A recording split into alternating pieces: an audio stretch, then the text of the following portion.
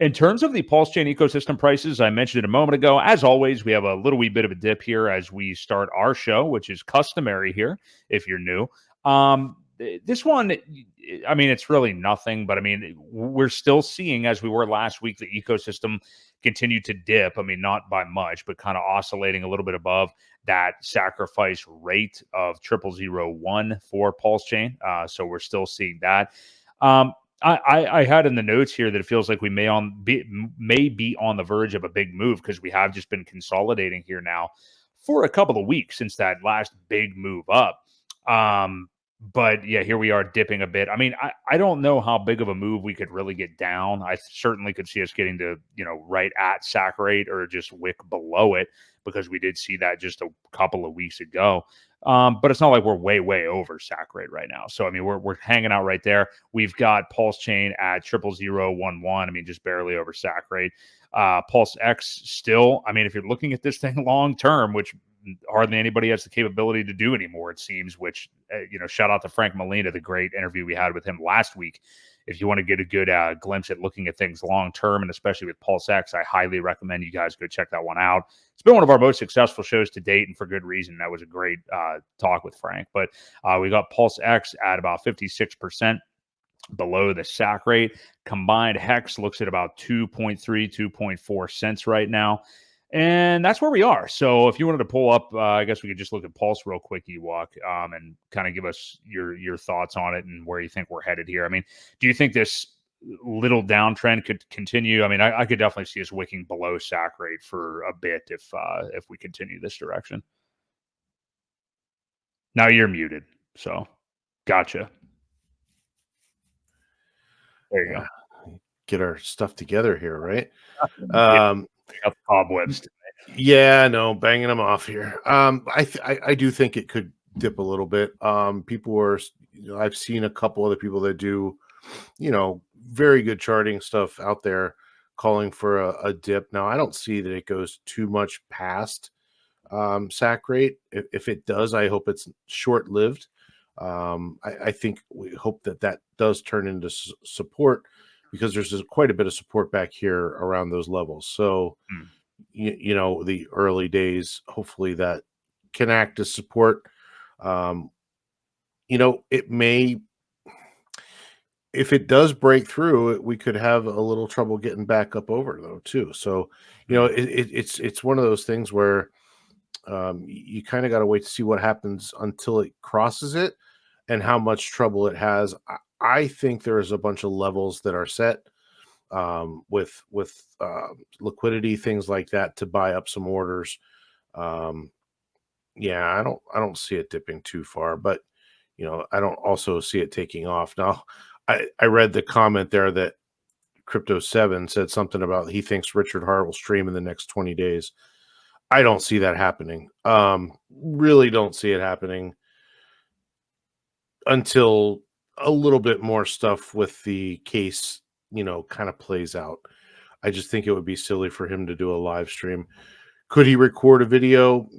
I think that is more likely than a live stream. Yeah, I don't see that happening. But we got to use this sack level as support. I really think that's the deal, and we'll cross that bridge when we get to it, right?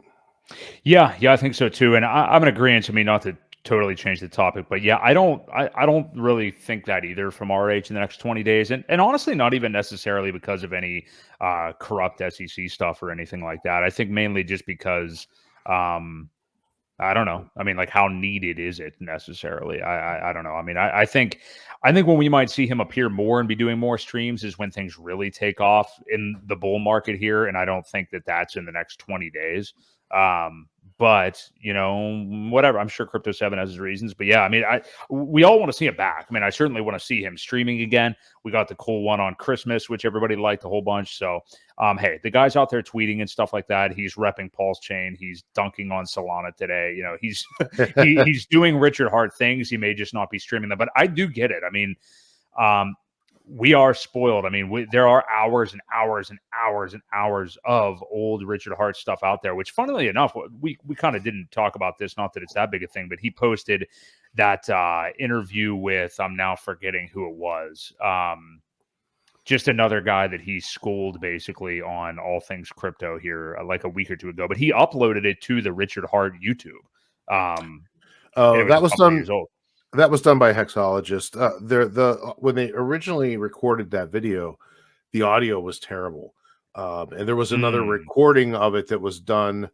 They fixed the audio, and that's why it got re-uploaded. So Hexologist has access to his YouTube channel for when he was doing thumbnails and things like that for him. Right. So he just fixed it and re-uploaded it. But it was good to hear him destroy that guy and pretty much teach him, about liquidity and order books and all of that type of thing. It was good to hear the old Richard Hart in rare form, right? Yes, yeah, but I mean, that was my point. Is like we're spoiled with so many hours of content from him out there, and he has even reiterated that himself. Like, how much do you guys want from me? There's plenty of stuff out there if you want to watch it. But I get it. People want to see him again. We'll see how that happens. But hey, it's not like he's not around. And again, anybody that ever thought that he was on the run or not, Right. was sorely mistaken, I think. But well, the one thing too is that he would always just spit so much fire, like education. We all learned so much from him on what to do, what not to do, things to keep an eye out for, what to stay away from. There was so much educational stuff, and it wasn't always, I wasn't always a fan of the debate format. More so, you didn't like the Peter Schiff debate? Well, it was okay, but I always watched this stuff more for educational things, to learn about why Hex is better than Bitcoin. What are the problems that Bitcoin has had? There's a lot of things that happened before I started. I wasn't aware of half of that stuff before I started listening to Richard, and all the different hacks of all these different platforms and different blockchains. Perfect example. You got Solana down now, what, the 12th time, I think, since it's launched? Was it 12? Is that happened today? 11 or 12 maybe? Wait, what are you talking about launch? Sorry, I was reading a strange comment. The Solana, just Solana in general. Yeah. It was this morning. It was early this morning that happened. Right, but that's what, 11 or 12 times that it's been down since it launched. Boy, yeah, it's probably been about that. I think that it's just been so long now since it went down. I don't know, 6 months. I'm not really sure how long that people have forgotten or something. But yeah, it's been plenty. I mean, it's been plenty of time. So